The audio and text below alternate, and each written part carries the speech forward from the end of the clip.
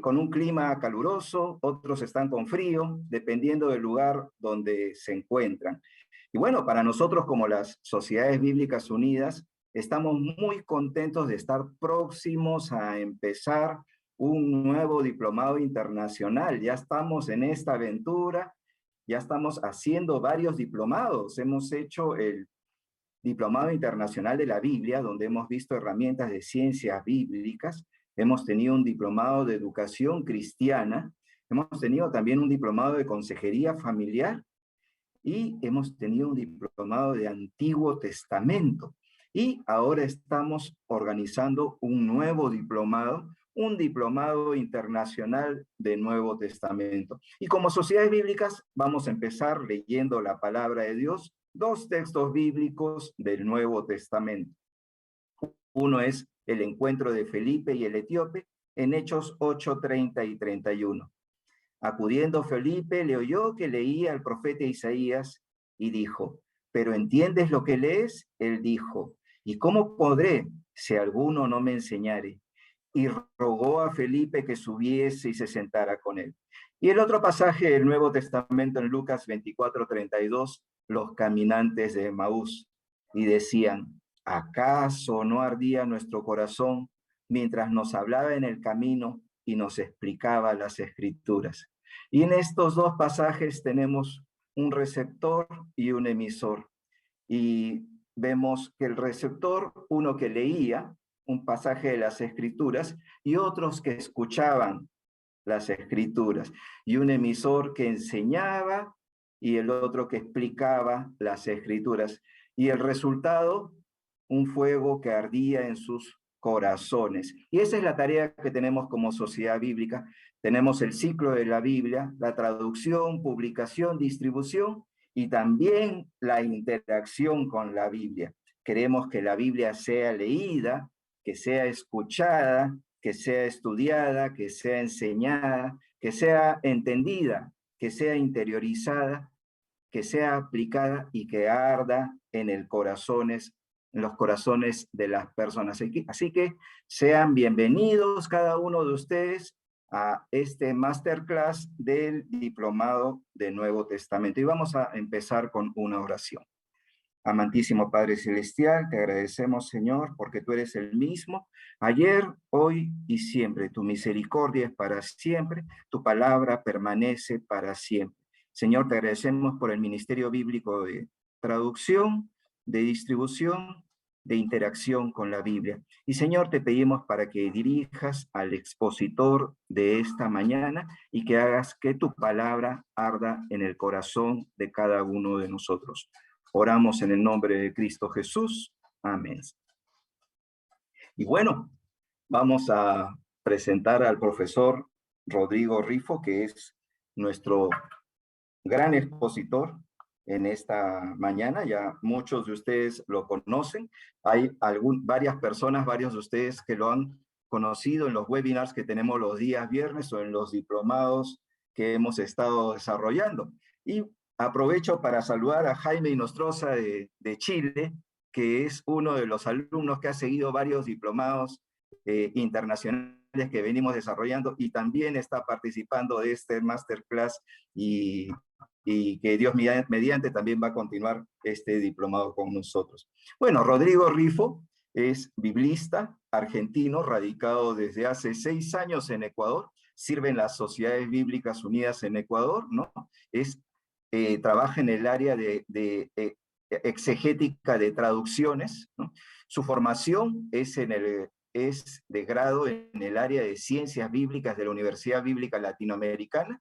Además, tiene estudios de posgrado en el área de antropología social por la Flaxo Argentina y en la actualidad está en el cierre del magíster en estudios bíblicos por la Universidad de Deusto en España, ¿no? Y se ha desempeñado como docente en el área de Nuevo Testamento y griego en diversos seminarios de América Latina y en los diplomados internacionales de Sociedades Bíblicas Unidas.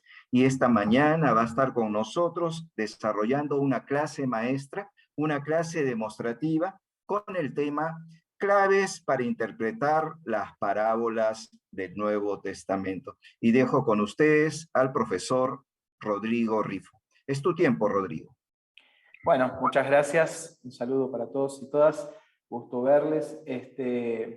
Vamos a compartir este tiempo, un tiempo limitado, acotado, en el que vamos a intentar adquirir claves para interpretar las parábolas del Nuevo Testamento. Ese es el objetivo para este pequeño encuentro, ¿sí? Este es el objetivo que vamos a intentar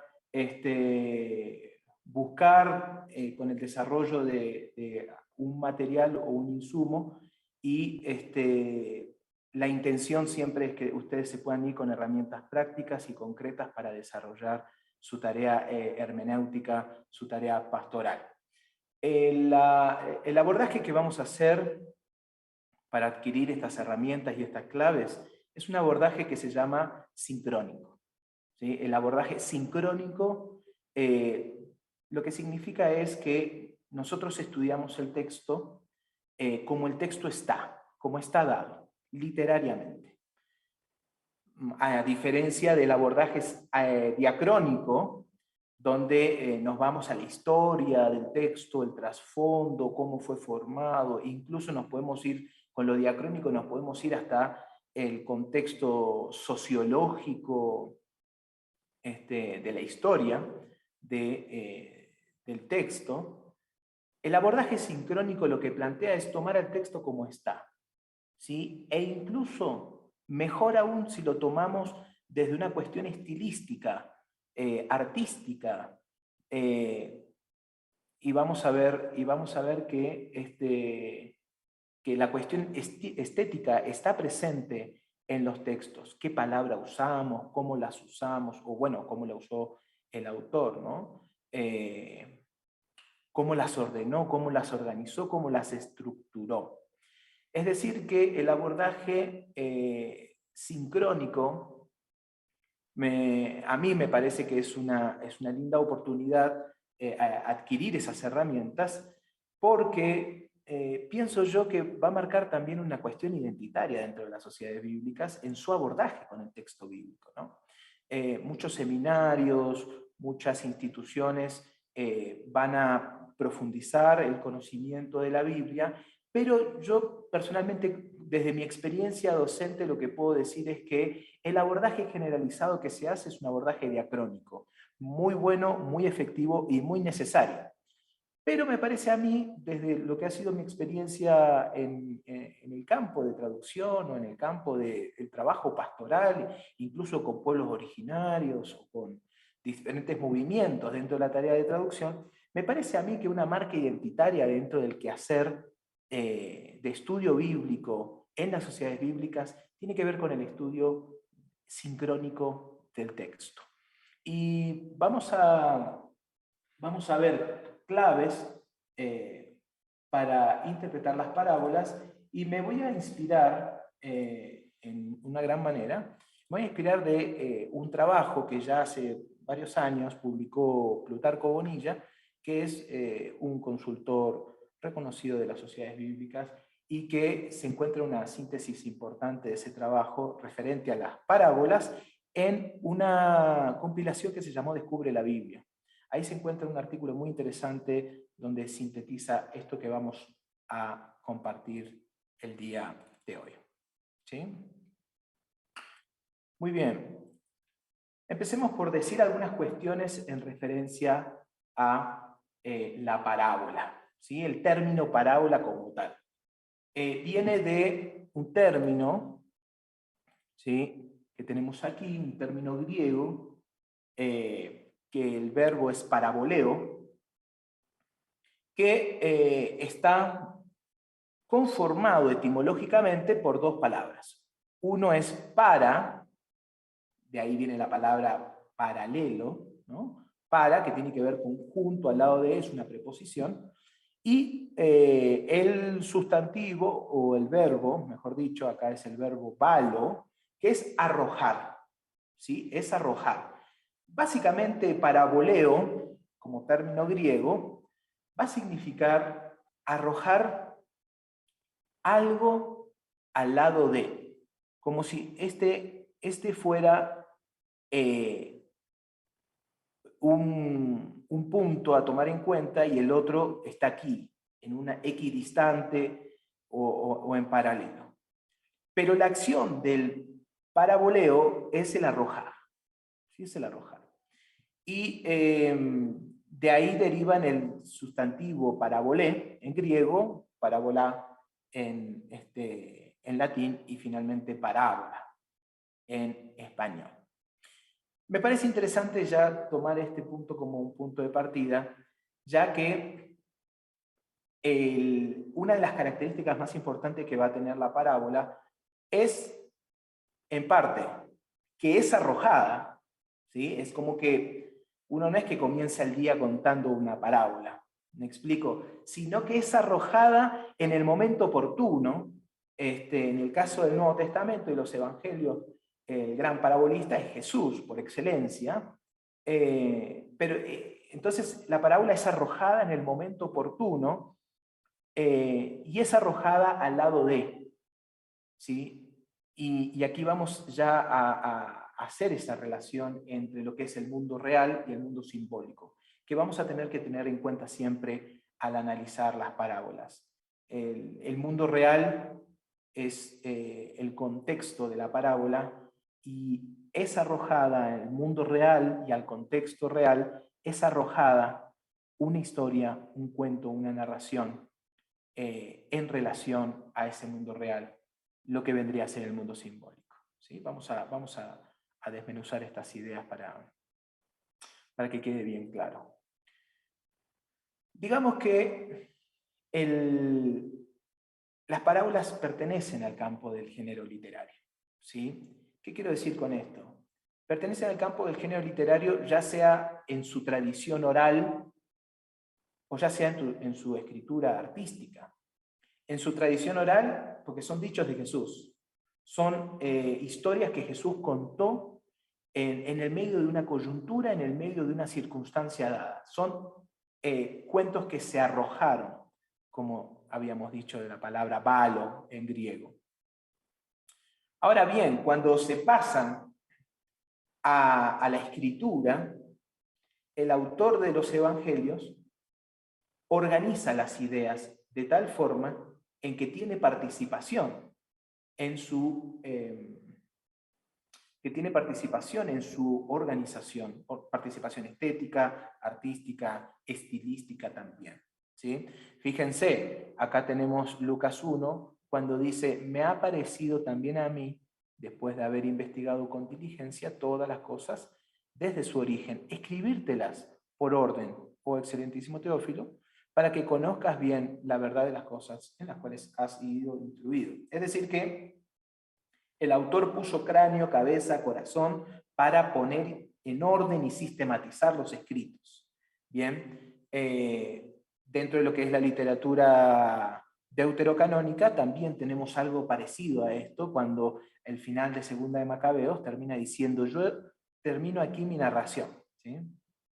Si está bien escrita y ordenada, esto fue lo que me propuse. Si es mediocre y sin valor, solo eso fue lo que pude hacer. Así como no es agradable beber vino ni agua solos, en tanto que beber vino mezclado con agua es sabroso y agradable al gusto, del mismo modo en una obra literaria, dice, la variedad de estilo agrada a los oídos de los lectores. Y con esto termino mi relato. Así finaliza el libro de Segunda de Macabeos. Entonces fíjense, nuevamente, fíjense cómo la etapa de escritura, ¿sí? Conlleva también el aporte del autor en cuestiones estilísticas y artísticas, orden de palabras, estructuras, énfasis. ¿Bien? Es decir que acá, por lo menos aquí en el caso de los evangelios, y eso es algo que se va a poder ver en la primera materia del Diplomado del Nuevo Testamento, en el caso de los evangelios tenemos esa doble naturaleza del texto en cuanto fue preservado oralmente, ¿sí? Preservado oralmente, pero después fue puesto por escrito. y tenemos géneros literarios tanto en su tradición oral como en su tapa escritural. ¿Sí? Esto lo señalo porque muchas veces nos vamos a encontrar con frases o ideas que uno no los tomaría como parábola. ¿Por qué? Porque dice, no, claramente no dice el texto, esta es una parábola, pero probablemente en su tradición oral sí era una parábola. Y puede haber un poquito puede haber ahí un poquito de confusión. Algunas ideas claves que me parece que hay que tomar en cuenta. Jesús no inventó el género parabólico, aunque probablemente fue el más extraordinario parabolista que ha habido, ¿sí? Eso sin lugar a dudas. Pero Jesús no inventó el género parabólico porque, como tenemos en la frase siguiente, hay parábolas en el Antiguo Testamento. Pueden ver la parábola de 2 de Samuel 12, 1 al 4, ni bien pueden ojear ahora en este momento si quieren abrir sus Biblias y echarle un ojito, no nos vamos a detener mucho, pero la forma en que está organizada presenta personajes, objetos, bueno, ahora vamos a ver las características, nos recuerda realmente a las parábolas del Nuevo Testamento y nos permitiría afirmar que hay parábolas en el Antiguo Testamento. Hay más, ¿sí? Hay más ejemplos, hay un listado, no lo vamos a señalar en este momento. También en la literatura rabínica, ¿sí? En el judaísmo, tenemos parábolas, ¿sí? En lo que es la documentación básica, elemental del judaísmo, tenemos parábolas y enseñanzas, de la misma forma en que lo hacía Jesús. Bien. En el mundo antiguo, el concepto de parábola, que se usa en el hebreo, el mashal, no era restringido, no era tan restringido como es en la actualidad. Es decir, nosotros en la actualidad hablamos de parábolas como un cuento, un relato, pero también en el Antiguo Testamento la vinculación al mashal nos recuerda a consejos, actitudes, a veces a un proverbio incluso. Se vincula mucho con la tradición sapiencial también. Y me parece a mí importante esta frase: la sentencia eficaz, la que tiene fuerza persuasiva y sirve de guía y de estímulo para la acción. Para la acción y la transformación, diría yo. Y me parece que eso va a ser una identidad de las parábolas que podemos notar en Jesús. Recuerden que Jesús como personaje es bastante complejo, ya que es un maestro judío y con toda la tradición judía, pero los evangelios y quienes escriben de él traen consigo mucha cultura griega, ¿sí? Entonces el término parabolé como tal nos va a recordar algunos elementos de la cultura griega, pero nos va a traer de fondo, nos va a poner de fondo lo que es la tradición sapiencial. ¿Bien? Y la tradición sapiencial, como les digo, busca eso, ¿no? La sentencia eficaz, la que tiene fuerza persuasiva y sirve de guía y de estímulo para la acción. Yo creo que eso lo rescataría para el análisis de nuestras parábolas en el Nuevo Testamento. Yo creo que están presentes, digamos, son las parábolas un llamado fuerte de atención de parte de Jesús a una situación puntual. Si hay algo que yo personalmente me gustaría dejar en estos consejos y claves para analizar las parábolas, si hay algo que me gustaría dejar y que ustedes pudieran apropiarse de ese desafío es la necesidad de recuperar la fuerza de las parábolas, lo controversial que fueron las parábolas. Las parábolas se dijeron para sacudir, ¿sí? Para sacudir la discusión. No eran cuentitos, ¿no? Muchas veces en la tarea pastoral recordamos, no sé, el hijo pródigo, recordamos el buen samaritano y recordamos como cuentos, pero si los ponemos y los insertamos en su contexto nos vamos a dar cuenta que son historias que fueron contadas para enseñar por un lado, pero por otro lado para transformar, ¿sí? Para transformar, para sacudir los cimientos de ahí de la discusión y causar un giro a la discusión, ¿no? Correctivas, cambios de actitud. En ese sentido, Jesús fue un gran maestro parabolista, sin lugar a dudas. El término parábola, se van a dar cuenta que tiene varias connotaciones en el Nuevo Testamento. Parábola como tal, también se traduce como comparación, como ejemplo, como refrán, como enseñanza, como consejo y como símbolo también, ¿no? Es decir, que vemos ahí la polisemia del término parábola. ¿Qué son las parábolas, en definitiva? Las palabras son esencialmente narraciones, y como tal, tenemos que adquirir herramientas de la narrativa para poder hacer un análisis efectivo, más enriquecido e incluso más acertado de las parábolas. Cuando digo narraciones, me refiero al método narrativo. Ubicar personajes, escenarios, tramas, conflictos que existen dentro de una narrativa. Otra particularidad que tiene la parábola es que en esa narración intervienen siempre humanos, más allá de que pueden haber objetos o animales, ¿sí? Como la oveja que se pierde o la moneda que se pierde. Bueno, justamente hay objetos y animales, pero el eje central del asunto pasa por la cuestión de los seres humanos. Y esto se concatena con la otra idea. Los relatos son, en términos generales, verosímiles. Es decir, que cuando alguien cuenta una parábola, y uno lo puede ver con Jesús, cuando alguien cuenta una parábola, en principio los oyentes dicen, mira, interesante, sí, es posible, digamos, un pastor estaba cuidando ovejas y se le perdió una. Los oyentes dicen, está bien, sí, creo en la parábola, o sea, creo en la historia que me está contando, es real, ¿no? Encontrar los puntos de realismo que tienen las parábolas va a ser importante, ¿sí? Va a ser importante y ahora vamos a ver por qué.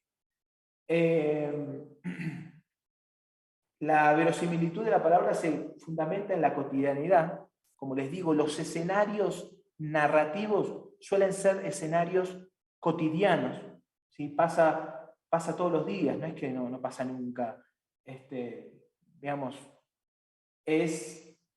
permite de alguna manera, dentro de lo que se llama técnicamente las prestaciones del género literario, permite que el oyente pueda encajar perfectamente con la historia. Y ojo, hago la salvedad acá. Cuando decimos los oyentes, no digo nosotros, no digo nuestra iglesia. Digo los oyentes de la parábola, que son o están determinados por el contexto. La parábola tiene un mundo simbólico y un mundo real. El mundo real es el mundo de los oyentes, ¿sí?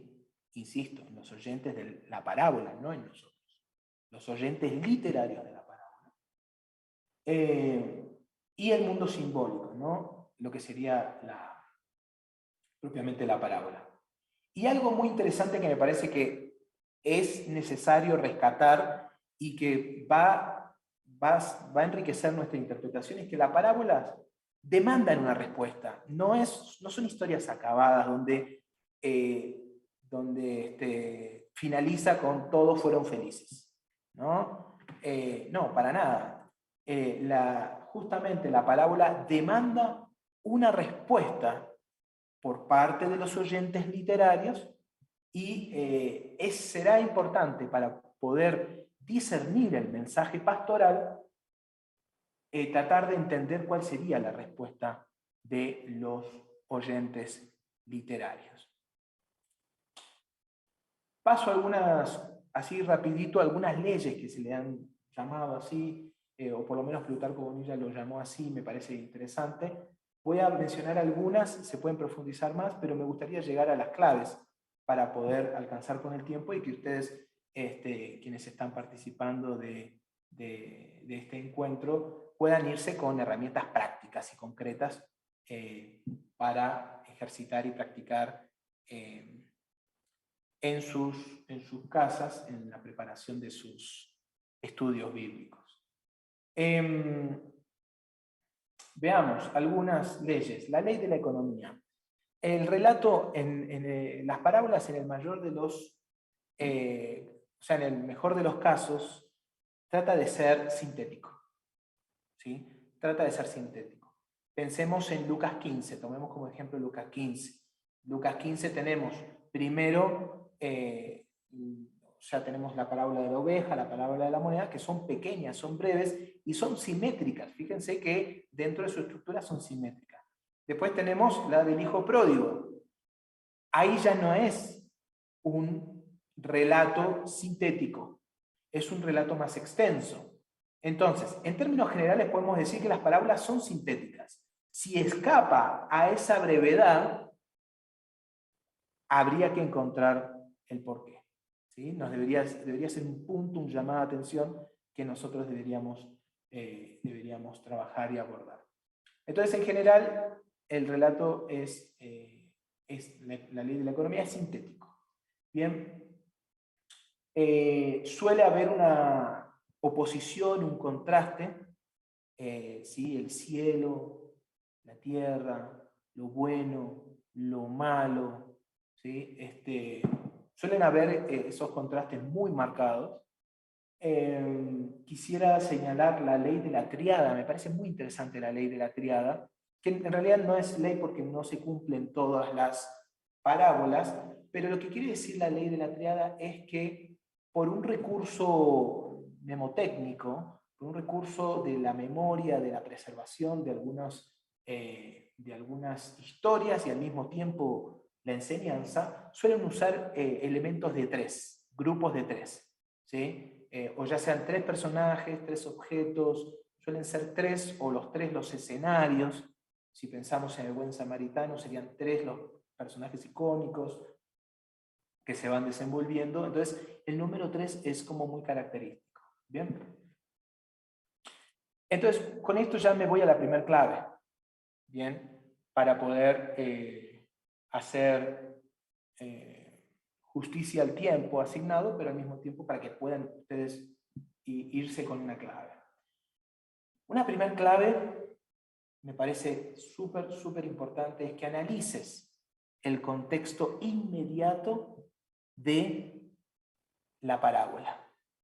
Está bien, nosotros solemos aislar, en general somos muy fragmentadores del texto y tomamos el texto y la parábola como una unidad. Acá la idea es plantearse algunas preguntas que nos puedan articular con el contexto inmediato. Es decir, ¿qué es lo que hay antes? ¿Qué es lo que hay después? ¿Qué es lo que justifica la parábola? Y me parece importante, ¿qué es lo que justifica la parábola? Pensemos un segundo, ¿sí? Pensemos un segundo. Nosotros tenemos acá una imagen, ¿sí? Tomé una imagen de escuela dominical que estudia la parábola como tal, generalmente, como les digo, fuera del contexto. Es la imagen del hijo pródigo. El hijo pródigo es una parábola súper trillada, súper analizada, súper explicada de diferentes formas, que resalta el valor del perdón de Dios, a quien se arrepiente, se ha utilizado para evangelismo, etc. Ahora, veamos, la primera clave dice analiza el contexto inmediato. El contexto inmediato tenemos los primeros versículos. Todos los que cobraban impuestos para Roma y otra gente de mala fama se acercaban a Jesús para oírlo. Los fariseos y los maestros de la ley lo criticaban por esto diciendo: este recibe a pecadores y come con ellos. Y Jesús le devuelve 3 parábolas. ¿Bien? Entonces, digamos, nuevamente, con esto no estoy diciendo de que no hay que hablar del Dios del amor ni utilizarlo para evangelismo, no. Yo estoy personalmente como biblista tratando de volver la parábola a su contexto bíblico, ¿no? Y la parábola y los personajes justifican de alguna manera una enseñanza que Jesús quiere hacer en respuesta a esto, a que hay, por un lado, gente de mala fama, ¿sí? Gente de mala fama, cobradores de impuestos, ¿sí? Gente de mala fama en general. Por otro lado, hay fariseos y maestros de la ley, supuestamente piadosos, personas muy temerosas de la ley, pero que lo critican a Jesús por juntarse con ellos. Es decir, que a partir de esta primer clave de analizar el contexto, nosotros podemos entender el porqué de los personajes, el porqué de la trama y el porqué de la historia contada. En principio, digámoslo, todo ajeno a ese uso que Jesús le dio a la parábola y estaría por fuera de la misma interpretación que Jesús invita a hacer con la parábola. Más allá de que lo hagas o no lo hagas, ya es cuestión de que cada uno va a tener que discernir. Pero en principio Jesús usa la parábola para responder a esta acusación. Y toda interpretación que nosotros hagamos de la parábola va o debería estar ligada a este contexto y a los propósitos por el cual Jesús usó la parábola. Una segunda clave. Analiza el relato en cuanto relato, ¿sí? No te olvides de que es un relato, no es un hecho histórico, sino que es una especie de narración y cuento, y que al mismo tiempo va a ser importante para tu interpretación, va a ser importante identificar escenarios, personajes, tramas, prácticas culturales. Nosotros tenemos acá el buen samaritano. Nuevamente, muchas veces se utiliza la parábola para explicar o enseñar sobre la solidaridad y el valor del ser caritativo. Sin embargo, cuando uno hace un análisis, ¿sí?, narrativo de personajes y escenarios, se puede dar cuenta que la clave está en quiénes eran los samaritanos. ¿Qué función ejercía los levitas, el sacerdote? ¿No? Nuevamente, personas piadosas, personas respetuosas de la ley, y este samaritano, desde un contexto cultural, ¿quién era? Nos vamos a dar cuenta que el samaritano, desde un contexto cultural, era lo peor que le podía, digamos, pasar a un judío sureño principalmente, ¿no? Cuando digo sureño, digo alrededor del culto de Jerusalén y la cultura del sur. El samaritano era impuro, contaminador, era todas las categorías de alteridad que se puedan imaginar. Y que Jesús lo haya utilizado a él para que los demás aprendan algo, una verdad, realmente provocaría en su audiencia no mucha admiración, ni provocaría risa, provocaría un malestar tremendo, ¿sí? Tremendo, porque Jesús está considerando a estas personas que son para el contexto cultural impuras, los está considerando como un ejemplo a seguir, o justamente también para repensar o pensar el tema del prójimo. Es decir que, nuevamente, si nosotros tomamos estos elementos narrativos, vamos a poder devolverle a las parábolas la fuerza. Y esta fuerza de la parábola del buen samaritano, créanme, es una de las más controversiales, incluso hasta el día de hoy, porque nosotros también tenemos en nuestros contextos culturales impuros. Tenemos personas que por alguna u otra condición las hemos considerado que contaminan, ¿no? Entonces, en ese sentido, cuando hacemos esa relación entre realidad y mundo simbólico, entre enseñanza y contexto inmediato del texto bíblico, le devolvemos a las palabras de Jesús la fuerza, ¿sí?, de sacudir a los oyentes literarios y, por qué no, sacudirnos a nosotros y transformarnos y enseñarnos nuevas cosas. Una tercera clave: busquen el insólito. Busquen el insólito. Voy a hablar un poquito sobre el insólito. Me parece que es una de las características más importantes que va a tener la parábola. Bueno, digamos, estamos hablando en términos generales, hay parábolas y parábolas, hay que matizar también eso. Pero en general podríamos decir que las parábolas tienen un insólito. Ese insólito coexiste con el relato verosímil. Es decir, por un lado tenemos un relato verosímil donde se plantea un contexto cotidiano donde los oyentes literarios aceptan escuchar la historia porque es un contexto que ellos conocen, pero por otro lado ocurre algo que causa una reacción por parte de los oyentes literarios. Esa reacción puede ser, como planteé recién, el buen samaritano puede ser enojo, puede ser molestia, habría que evaluarlo ahí literariamente. También puede ser risa, ¿sí? También puede ser como, digamos, frente a algunas exageraciones, que hay que reconocer que Jesús, y vamos a ver en este caso, usa algunas exageraciones, más de alguno se habrá alargado una carcajada, ¿sí? Fijémonos en este ejemplo. Dice en este ejemplo: por lo cual el reino de los cielos es semejante a un rey que quiso hacer cuentas, ¿sí?, con sus siervos. Comenzando a hacer cuentas, le fue presentado a uno que le debía 10.000 talentos.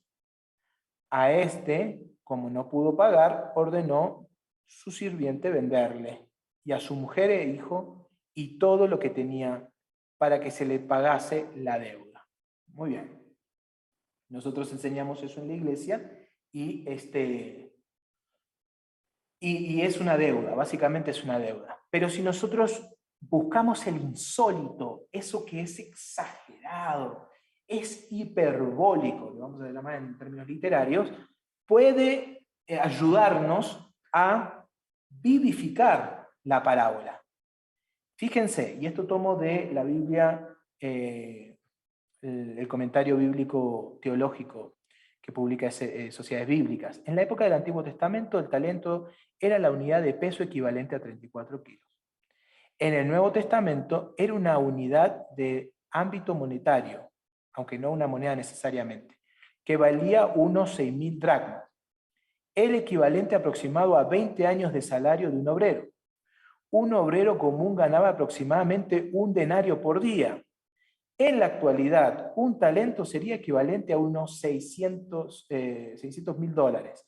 Y, pasando la equivalencia, lo que el siervo le debía a este rey eran unos 6.000 millones de dólares. O sea, imagínense la risa que esto pueda llegar a producir de un escenario.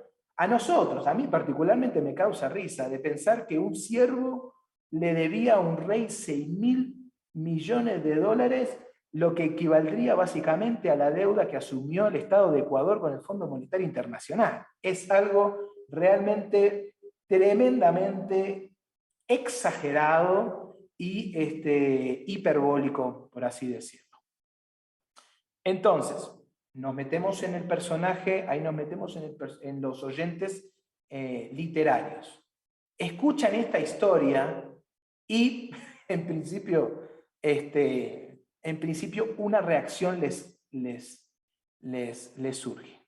Bien, 6.000 millones de dólares tiene prestado este siervo, o pidió prestado este siervo a este rey. La historia sigue, ¿sí? Entonces aquel siervo postrado le suplicaba diciendo: Señor, ten paciencia conmigo, yo te lo pagaré todo. Más chistoso todavía, porque yo creo que nuevamente ni el Estado de Ecuador puede pagar la deuda con el Fondo Monetario Internacional, este pobre siervo que le promete y le pide que tenga paciencia porque le va a pagar. Entonces fíjense cómo este dato cultural nos permite entender el nivel de exageración en el que estamos hablando y la reacción que pudo haber tenido en sus oyentes literarios. Bien, y la historia sigue. El señor de aquel siervo, movido a misericordia, le soltó y le perdonó la deuda. ¡Ay, por Dios! Quien pueda perdonar una deuda de 100.000 millones de dólares, bendecido sea, me explico, bendecido sea, porque perdonar esa deuda realmente es algo insólito, ¿sí? Es algo insólito, que nuevamente nos vivifica la parábola. Ahora bien, la parábola sigue, pero saliendo aquí el siervo halló uno de sus consiervos que le debía 100 denarios, ¿sí? Y justamente le pidió que le pagara, y él no le perdonó la deuda. Y uno dice: te perdonaron 6.000 millones de dólares, te perdonaron 6.000 millones de dólares y vos no podés perdonar una deuda tan insignificante, ¿no? Eso vuelve otra vez a los oídos de los oyentes literarios para producir emociones, reacciones, ¿sí? Como probablemente nos surja a nosotros al entender que partimos de un número tan grande que fue perdonado de manera insólita, y esta deuda tan pequeña no la quiere pagar el que fue perdonado. Bien, entonces la tercera clave es buscar un insólito. A ver si lo hay, y generalmente lo hay, ¿sí? En la mayoría de los casos lo hay. Un insólito que culturalmente va a producir en la audiencia, va a producir un estallido de emoción, alegría, enojo, ¿sí? Entonces uno se puede imaginar el contexto cultural, Jesús contando esto y la gente gritando, conversando de alguna manera, interactuando con esta narración. Cuarta clave: descubre el punto de contacto. Descubre el punto de contacto, ¿sí? Para ellos es necesario descubrir cuáles son los puntos de contacto en el relato, o sea, el mundo simbólico, ¿sí? Pasar del mundo real, perdón, del mundo simbólico a el mundo real. Para eso habíamos hablado del contexto al inicio. ¿Por qué Jesús contó la parábola que se está estudiando? ¿Qué la provocó? ¿En respuesta a qué? Eso es fundamental para la interpretación de la parábola. ¿En respuesta a qué? Y acá tenemos, por ejemplo, una imagen de la parábola de los labradores malvados que se encuentra en Lucas 20, pero Lucas 20 es interesante porque ya nos da ese giro entre el mundo simbólico de la parábola hacia el mundo real, porque dice: los jefes de los sacerdotes y los maestros de la ley quisieron arrestar a Jesús en aquel mismo momento, porque comprendieron que al decir esta parábola se refería a ellos. Ok, se refería a ellos. Lo que significa es que habría una equivalencia entre los personajes de la parábola y una equivalencia entre los personajes de la audiencia literaria. Una vez que nosotros podemos encontrar esa equivalencia entre personajes en el mundo simbólico del relato y personajes reales en la narración, es que nosotros nos pasamos a esta última pregunta, que es la gran pregunta hermenéutica por excelencia. De todo esto, ¿qué enseñanza podemos nosotros traer para nuestra vida de fe, nuestra vida pastoral, para nuestra comunidad? Hago una síntesis muy breve para pasar a alguna pregunta, de las 4 claves que quiero que de pronto compartirles con ustedes, que les pueden ayudar a entender o analizar mejor la parábola. Primera clave, analizar el contexto inmediato. Es fundamental para no tomar la parábola y hacerle decir y hacer lo que se nos antoje, y respetar justamente los propósitos de Jesús mismo, quien utilizó una parábola como respuesta a. Bien, como respuesta a. Es decir, analizar el contexto inmediato, y eso va a ser fundamental para hallar los personajes que después se van a ir al mundo simbólico de la narración. Analizar el relato como tal, la parábola como tal. Bien, la parábola. Analizar el relato, los escenarios, los personajes, las tramas, las prácticas culturales. Hay información en esas prácticas. En ese sentido, si nosotros nos apoyamos de pronto con algún material, algún comentario bíblico, aquí vamos a poderle sacar más jugo vamos a poder sacar más jugo a los relatos de las parábolas. Tercera clave, buscar un insólito. Buscar ese punto que se vuelve escandaloso y que hace que como los fariseos y los maestros de la ley se vuelvan locos y quieran matar a Jesús. ¿Por qué? Porque dijo una parábola. Entonces, si ellos se vuelven locos y lo quieren matar a Jesús porque dijo una parábola, significa que en la parábola hay un mensaje poderoso que está sacudiendo a la audiencia. Bueno, intentemos buscar ese mensaje poderoso. Eso lo va a dar mucho la cuestión del insólito. El insólito nos va a ayudar mucho a descubrir el asunto escandaloso. Última clave, o podríamos decir anteúltima clave, volver al punto de contacto con el contexto literario inmediato. Volver a los personajes que habías en la primera clave habías identificado, volver a ver cómo se inserta este mensaje de esta historia en el contexto. Y finalmente con eso nos preguntamos cómo eso nos impacta para nosotros en nuestra iglesia, en nuestra comunidad. ¿Sí? Mis hermanos, vamos a dar unos minutos de preguntas. Si hay alguna pregunta, podemos contestar y cerraríamos este espacio. Hermano Félix, un gran abrazo, gusto saludarte. ¿Qué tal, hermano? ¿Cómo está? Buen día, muy disposición siempre, profesor. Salí un ratito, no sé si me perdí de algo, pero siempre tenía una pregunta con respecto a las parábolas. Con una parábola podemos hacer doctrina, ejemplo, la famosa parábola de el rico y Lázaro. Hablar de que el infierno fue antes así y tomar eso que es un debate. Gracias, profesor. Gracias, Félix, por tu pregunta. Bueno,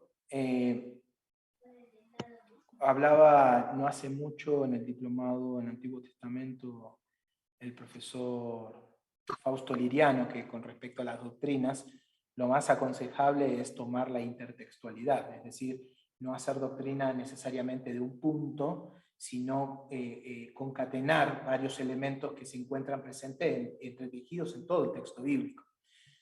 Por un lado, retomo eso que explicó el profesor Fausto Liriano, pero por otro lado, yo lo que te puedo decir es que desde mi experiencia, justamente la doctrina no es en la parábola, sino en lo que la parábola enseña en relación al contexto. ¿Sí? Voy de vuelta. Yo creo que la parábola tiene el carácter de respuesta. de respuesta a una pregunta o alguna controversia, pero es una respuesta. Si nosotros no tenemos la pregunta, no sabemos el porqué de la respuesta. ¿Me explico? Hacer doctrina de la respuesta sin la pregunta me parece descontextualizar las palabras de Jesús. ¿Bien?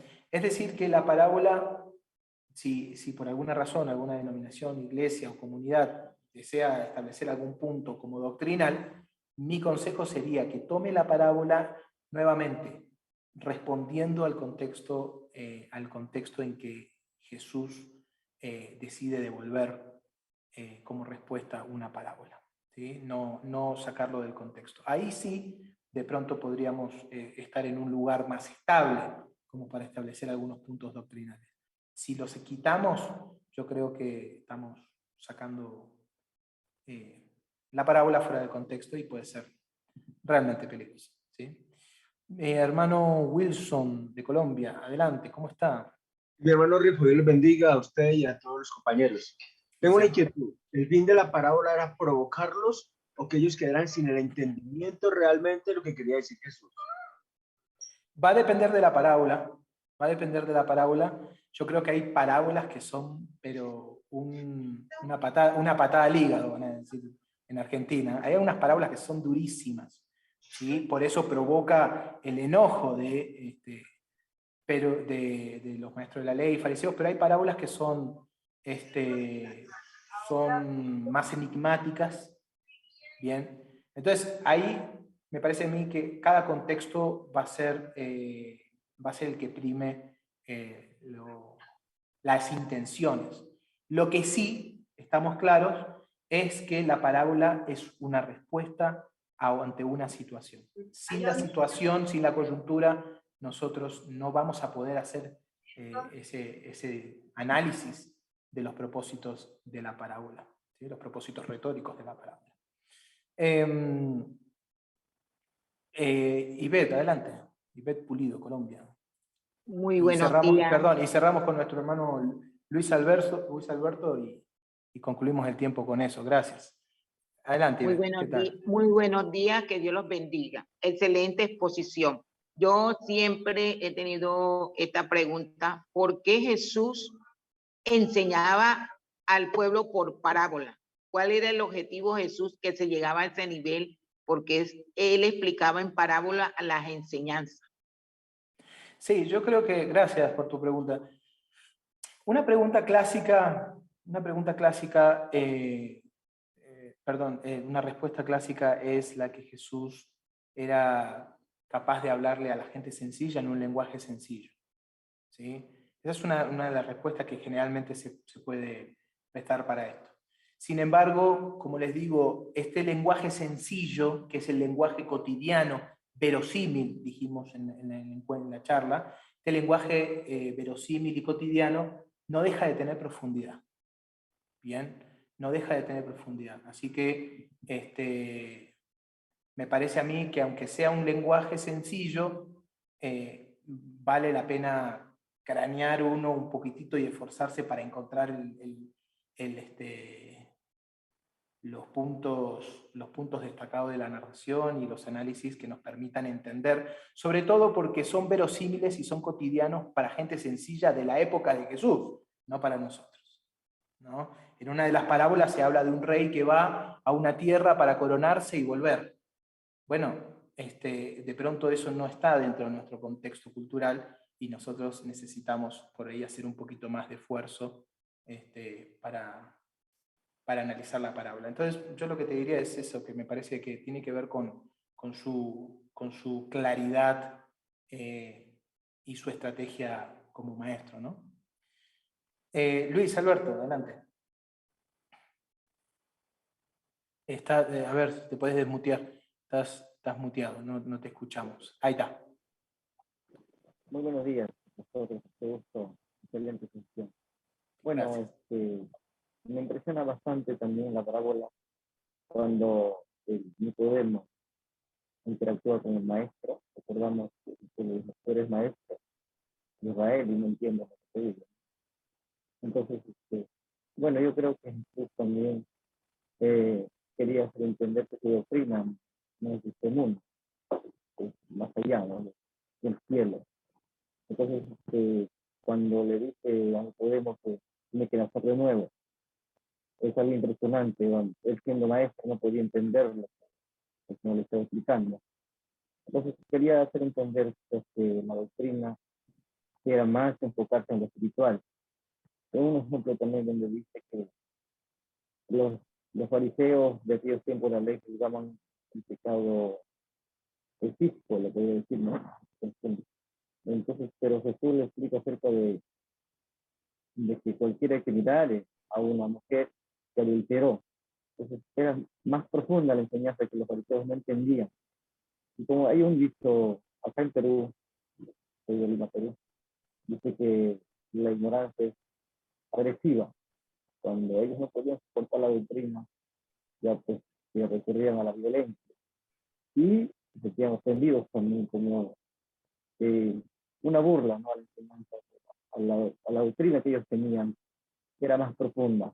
Pero Jesús les quería llevar más allá, hacerles entender de lo que estaban mal, tenían que escuchar la doctrina de él, era el camino, la verdad, era la vida. Entonces, muy excelente su exposición, profesor. Eso sería mi hermano, aporte. muchas gracias por tus palabras. Sí, último consejo, a partir de lo que señalás, último consejo sería identificar, ¿no?, dentro de los relatos cuáles serían las parábolas en sí. Esto es un debate, a veces alguno dice que son 42, otro que son 50, porque hay algunas frases que parecieran ser parábolas, pero no se anticipan como una parábola, y están insertos en los relatos que tienen un carácter parabólico, pero ¿sí? Entonces hay complejidad en eso. Nada, mis hermanos, estudio, sensibilidad al texto, y que todo lo que podamos aprender siempre sea para servir a nuestras comunidades, para devolverle de pronto la fuerza que a veces la rutina hace que con el texto bíblico pasemos por alto por un montón de detalles que están ahí, que están ardiendo, y que nosotros de pronto no los tomamos en cuenta, y que pueden ser de gran impacto para nuestra tarea pastoral. Mis hermanos, que el Señor les bendiga. Gracias por este tiempo.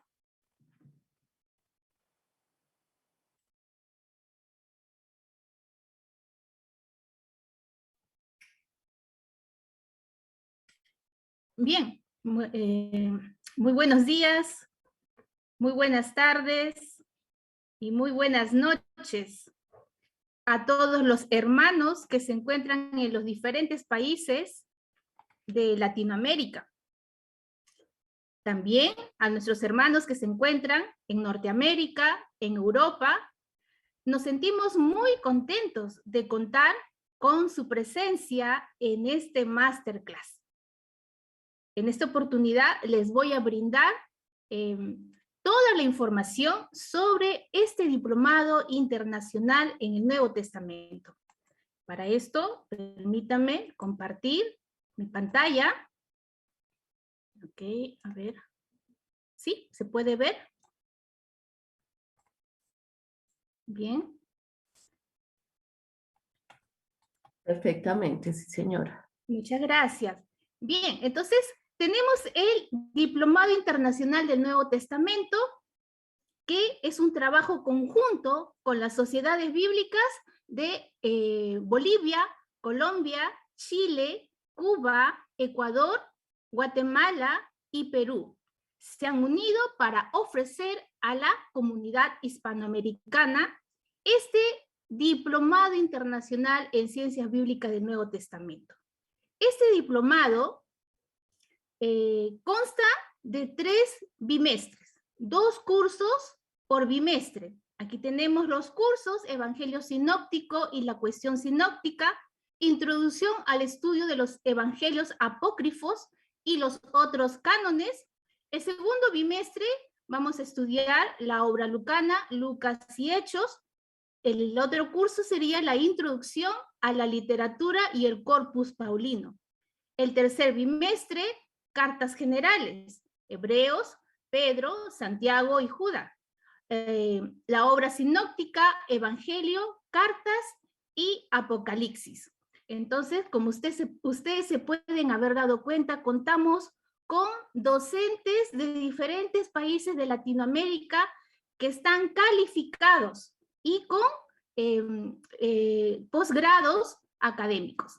Estos diplomados se van a dictar en el horario de Centroamérica de 8 de la mañana a 12 del día. En Ecuador, Colombia y Perú en el horario de 9 a 1 de la tarde. En Bolivia, Chile, Cuba, República Dominicana y Venezuela en el horario de 10 a 2 de la tarde. Bien, entonces, el objetivo que tenemos de estos estudios es ampliar el conocimiento acerca de la formación, trasfondo, cuestiones y mensajes de los diversos bloques literarios y temáticos que conforman el canon del Nuevo Testamento, con el fin de contribuir a una mejor contextualización, interpretación y aplicación de los textos en nuestras realidades el día de hoy. ¿Cuándo damos inicio a este diplomado? El sábado 16 de julio, con una duración de 6 meses. También déjenme decirles que contamos con 2 tipos de estudiantes. Estudiantes sincrónicos, que son aquellos que se conectan en tiempo real, ¿no? Ellos van a ingresar a su campo bíblico virtual a través de la aplicación Zoom. Y también tenemos a los estudiantes asincrónicos. ¿Qué quiere decir esto? Que el estudiante puede manejar sus propios horarios, su propio tiempo. Puede ser que por trabajo, por estudio, ¿no? O por alguna emergencia no puede ingresar al tiempo real. El estudiante lo puede hacer en el transcurso de la semana y escuchar la clase que le encontrará grabada en el campus bíblico virtual, y también va a poder acceder a todos los recursos que el docente dejará alojado en el campus bíblico. Entonces, estamos también brindando esta certificación a nombre de las Sociedades Bíblicas Unidas según la modalidad de participación del estudiante. Aquí tenemos los números de contacto. Comunícate a través del Facebook de la Sociedad Bíblica de tu país, o también puedes escribirnos a nuestro WhatsApp, y estamos para escuchar y resolver todas tus dudas. Muchas gracias. Queridos estudiantes, buenos días. Es un gusto estar aquí con ustedes hoy. Gracias, Anita, profesor Rifo. Muchísimas gracias por la información. Queremos compartirles un poquito que, como nos mencionaba Anita hace un minuto, las clases son presenciales, tienen clases los sábados en los diferentes horarios, depende de las latitudes en las que cada uno de nosotros nos encontremos. Entonces tendrán que acceder a la clase. La clase está acompañada por un campus bíblico, es una herramienta, un e-learning que les va a permitir tener los materiales, toda la información que está cursando el estudiante. Esto hace parte de los recursos que como Sociedad Bíblica queremos brindarles a ustedes, a nuestros estudiantes, para que tengan un mayor entendimiento de todo lo que estamos viviendo. Veíamos hace un momento que tenemos clases sincrónicas, que son las clases presenciales, pero también estas clases quedan grabadas en el campus. Una vez usted se registra, ingresa a ser parte de estudiante del campus bíblico, recibirá un usuario y una password acá, un nombre de usuario y una contraseña para acceder a la plataforma.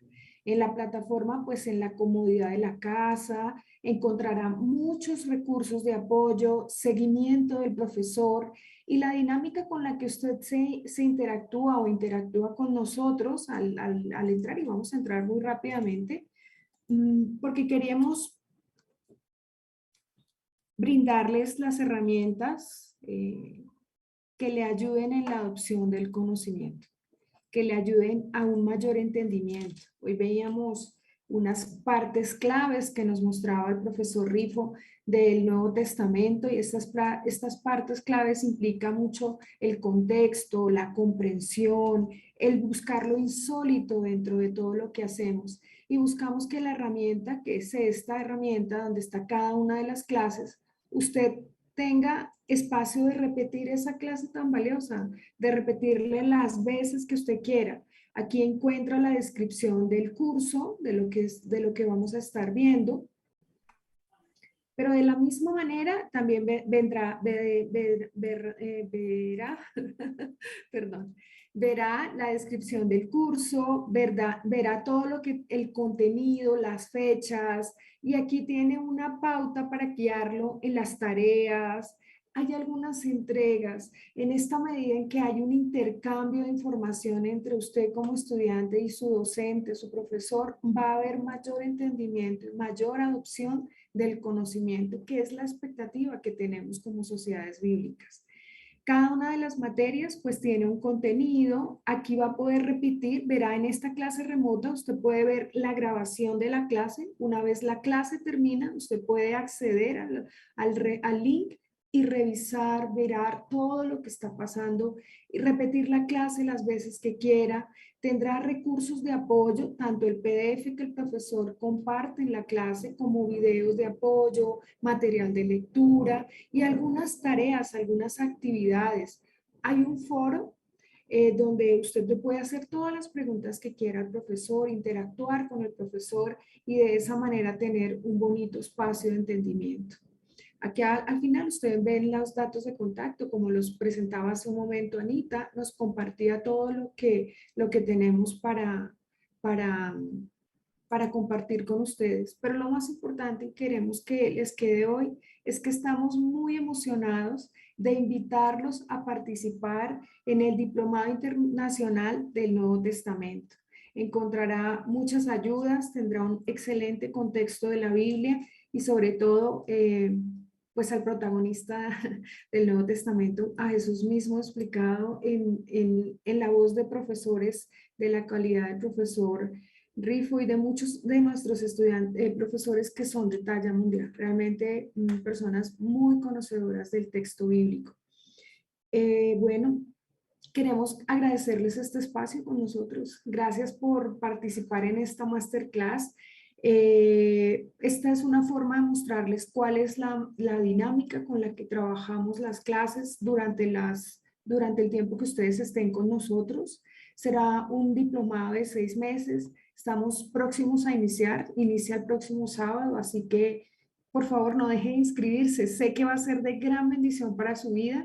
Lo animamos a inscribirse. En este momento vamos a poner nuevamente en el chat los datos de contacto para que usted pueda buscar y llamar a su sociedad bíblica, a la sociedad bíblica del país donde usted esté ubicado. Está pues todos los países que vemos ahora en el chat.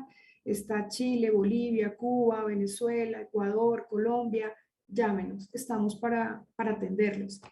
Si no tiene el dato aquí, puede buscarnos por el Facebook de su país, del país donde esté, de la sociedad bíblica de su país, y ahí nos va a contactar y con mucho gusto estaremos para acompañarlos en el proceso de registro y de ingreso al campus bíblico, a todo este proyecto maravilloso que ha tenido exalumnos muy felices y muy contentos del proceso del conocimiento que ha adquirido.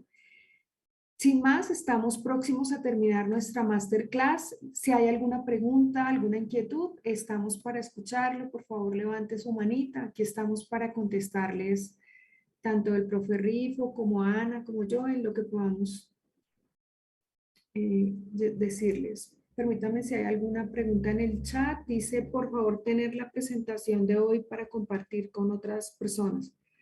Ok, veremos cómo podemos hacerlo.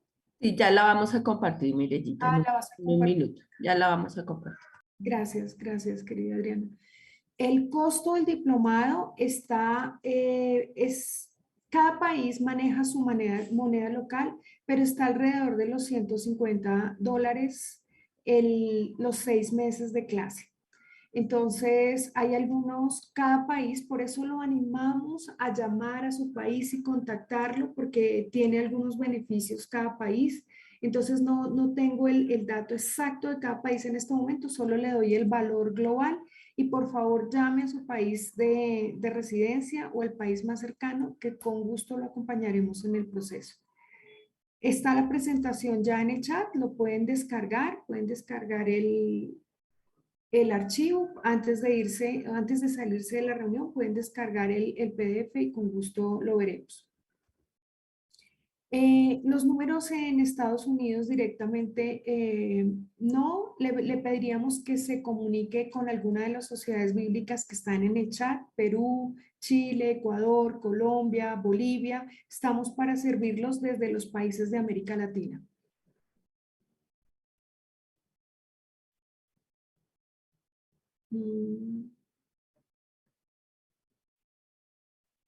No sé si hay alguna otra pregunta.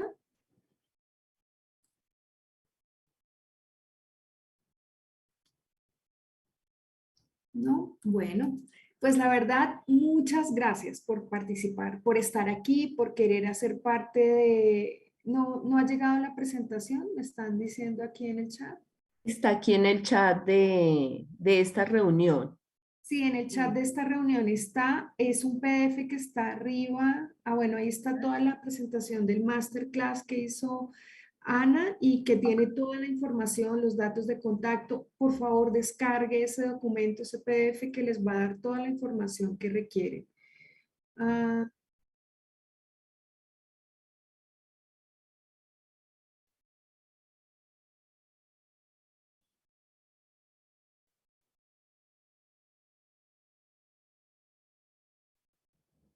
Gracias, Ronald. Muy bien, excelente.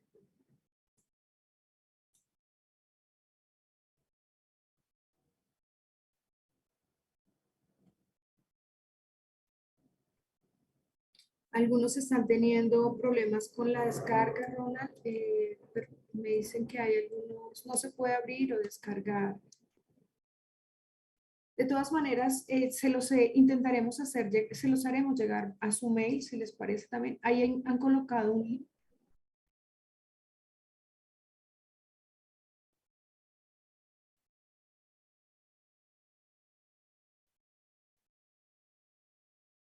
Gracias, Ronald. Muy interesante. En ese link, por favor, abran el link y en unos momentos verán el material de descarga ahí habilitado. Que Dios los bendiga. Gracias por estar aquí, por hacer parte de este proyecto. Los animamos a ser estudiantes del Nuevo Testamento, el Diplomado Internacional del Nuevo Testamento que como Sociedades Bíblicas Unidas estamos preparando para ustedes. Que Dios los bendiga y muchísimas gracias por estar en este espacio. Hasta luego. Cuídense mucho.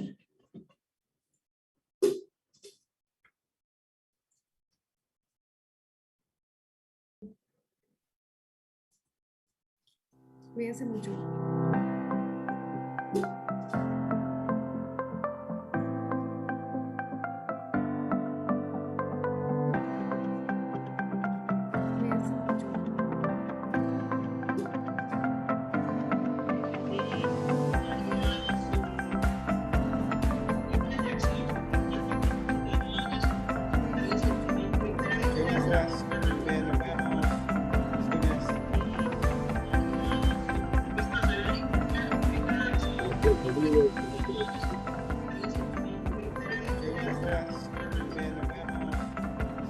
Bienvenido a todos.